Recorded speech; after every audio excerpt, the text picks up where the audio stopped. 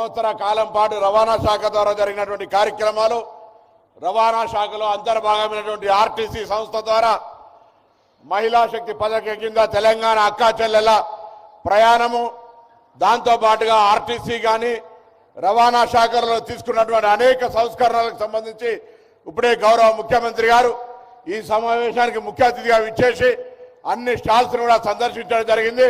వారికి సందర్భంగా తెలంగాణ రవాణా శాఖ పక్షాన హృదయపూర్వకంగా ధన్యవాదాలు తెలియజేస్తా ఉన్నాను.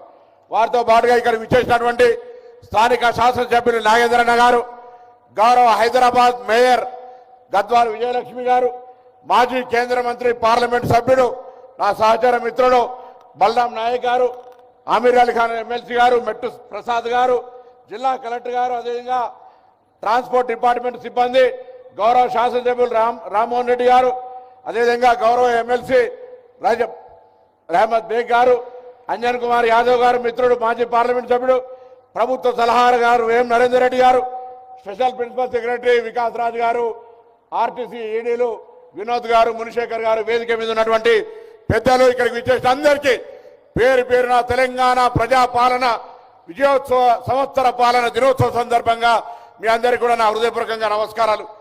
గౌరవ ముఖ్యమంత్రి గారి దృష్టికి ఈరోజు రవాణా శాఖ మంత్రిగా అయిన తర్వాత మీ సోదరుడిగా ఒక నీతిగా ఒక క్రమశిక్షణతో సంస్థలో అనేకమైనటువంటి సంస్కరణలు తీసుకురావడం ద్వారా ఈరోజు కొన్ని ప్రయత్నాలు చేస్తూ ఉన్నాం.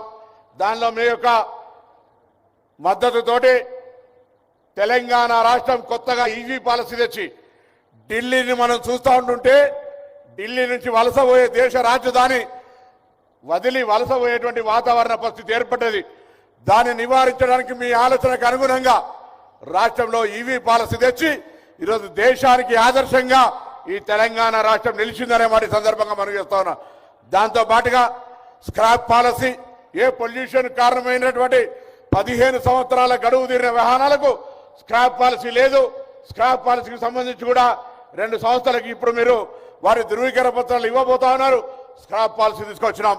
అదేవిధంగా ఆటోమేటిక్ టెస్టింగ్ స్టేషన్స్ కావచ్చు, ఆటోమేటిక్ డ్రైవింగ్ స్టేషన్స్ కావచ్చు తీసుకొచ్చి అన్నింటికంటే ఎక్కువగా రోడ్డు ప్రమాదాలను నివారించడానికి యూనిసెఫ్ సహకారంతో బడి పిల్లలకు కూడా ఈ యొక్క చిల్డ్రన్స్ అవేర్నెస్, ట్రాఫిక్ అవేర్నెస్ పార్కులు ఏర్పాటు చేయాలని విద్యాశాఖతో మేము అనేకసార్లు విజ్ఞప్తి చేస్తున్నాం.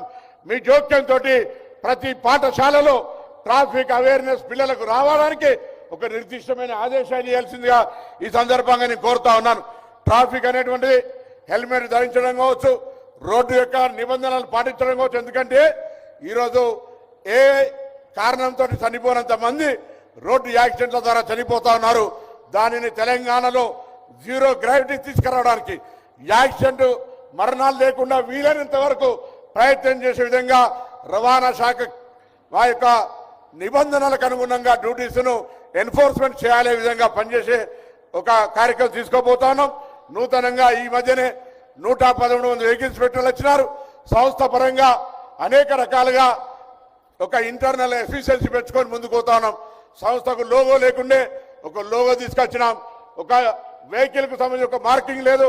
మేము 290 వెహికల్స్, ఒక ఎంవీఐ ఆర్ ఎంవీఐ, దాని తర్వాత ఒక కానిస్టేబుల్, ఒక హోంగార్డ్ తోటి ఒక 2090 యూనిట్స్ చేయాలనుకుంటున్నాం.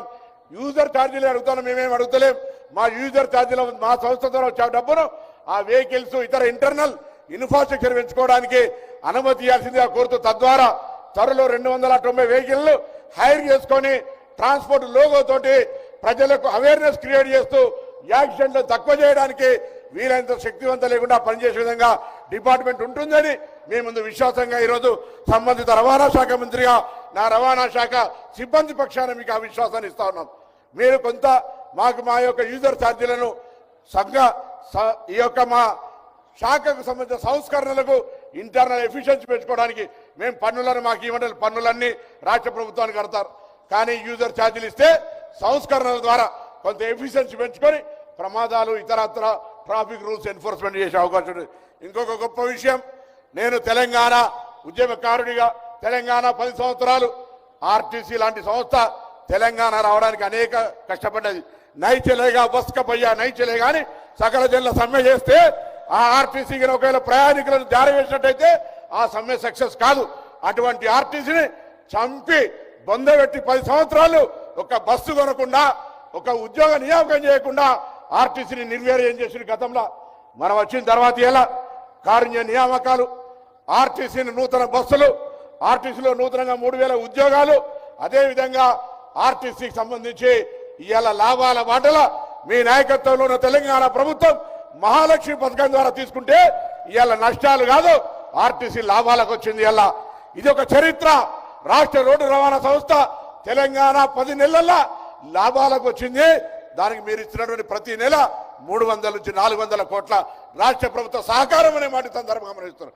మీ ద్వారా 2013 నుంచి రావాల్సినటువంటి 280 కోట్ల మన వాటిని బ్యాంకు డ్రాఫ్ట్లను మనం పేమెంట్ చేసినాం. ఏ డిపార్ట్మెంట్లో లేని విధంగా 21% ఫిట్మెంట్ ఇచ్చినాం. 2-3 అంశాలే మీ దృష్టిలో తెలుసు. ఆ 2-3 అంశాలు పాలసీ పరిష్కారం కాబట్టి అంతే తప్ప ఈరోజు ఈ వేదిక మీద నిల్చొని ఆర్టీసీ కార్మికులకు కానీ రవాణా శాఖ కార్మికులకు కానీ ఇంటర్నల్గా ఏ ఇష్యూ లేకుండా నేను సంబంధిత మంత్రిగా ఎప్పటికప్పుడు సమీక్షించుకొని ప్రభుత్వానికి మంచి పేరు వచ్చే విధంగా వాళ్ళ ద్వారా పని తీసుకునేటువంటి ఒక ప్రయత్నం చేస్తా ఉన్నాం. అదేవిధంగా భవిష్యత్తులో ఈరోజు మహిళలకు సంబంధించిన లెక్కలన్నీ ముఖ్యమంత్రి గారు చెప్తారు. ఎందుకంటే అదొక పెద్ద రాష్ట్ర స్థాయి కార్యక్రమం. చరిత్రలో దేశంలో ఇంత పెద్ద ఎత్తున మహిళలకు, నా అక్క చెల్లెలకు ఈ ప్రభుత్వం ఏ విధంగా కన్సర్న్ ఉంది, వాళ్ళ పట్ల ఏ విధంగా ఆలోచన ఉంది అనేటువంటి మాట గౌరవ ముఖ్యమంత్రి గారితో వినాలి. కాబట్టి నేను సంబంధిత శాఖ మంత్రిగా మీ ఆదేశాలకు అనుగుణం మీ సోదరుడిగా ఈరోజు సంస్థ పనితీరు ఆర్టీసీ కానీ రవాణా శాఖ కానీ ఎక్కడ కూడా ఎటువంటి ఆరోపణ లేకుండా గౌరవాన్ని పెంపొందించే విధంగా పనిచేయాలనేటువంటి ఆదేశాలను ఇస్తూ అనేక సార్లు సమీక్షిస్తూ సమర్థవంతంగా ముందుకు తీసుకునే ప్రయత్నం చేస్తున్నాం. అదేవిధంగా మీకు ధన్యవాదాలు. హైదరాబాద్ ఇన్ఛార్జ్ మంత్రిని ఢిల్లీకి పోతే కాంగ్రెస్ పార్టీ నాయకుడిగా ఏఐసీసీకి పోవాల్సి వస్తే ముక్కుకు బట్ట కట్టుకొని ఢిల్లీలో తిరిగే పరిస్థితి ఏర్పడుతుంది. హైదరాబాద్లో రావద్దని మీరు ఇవాళ ఏదైతే ఈవీ పాలసీ, ఎలక్ట్రికల్ బస్సుల పాలసీ తెస్తా ఉన్నారో ఇవాళ జరుగుతున్న పరిణామాలు మీరే చెప్తే ఈ తెలంగాణ ప్రజానికని అదొక గొప్ప ఒక శుభవార్తగా జరుగుతుంది. కాబట్టి హైదరాబాద్ కూడా పొల్యూషన్ ఫ్రీగా ఉండేందుకు ఈవీ పాలసీ, స్క్రాప్ పాలసీ, అదేవిధంగా ఎలక్ట్రిక్ బస్సుల్ని తీసుకొచ్చేటువంటి పాలసీని గౌరవ ముఖ్యమంత్రి గారు ఈరోజు ఇక్కడ ఈ వేదిక ద్వారా తెలియజేస్తారు. కాబట్టి దయచేసి నేను మిమ్మల్ని అందరినీ కోరుతా ఉన్నా, 10 ఏళ్లలో జరగని ఏఎంబీఎల్ కారిడార్ రిక్రూట్మెంట్ చేయలే, నోటిఫికేషన్ మేమే ఇష్టం కదా అంటారు. మరి ఓడాపిడి మేము ఆపినామా? ఇలా అన్ని రకాలుగా తెలంగాణ ప్రభుత్వం ప్రజాప్రభుత్వం ఏర్పడిన తర్వాత అనేక సందర్భాల్లో మన యొక్క ప్రజల సమస్యల్ని పరిష్కరించుకుంటూ ముందుకు పోతా ఉన్నాం. దయచేసి ఈ ఆశీర్వచనం మీ అందరి ఆశీర్వచనం ఇవ్వండి.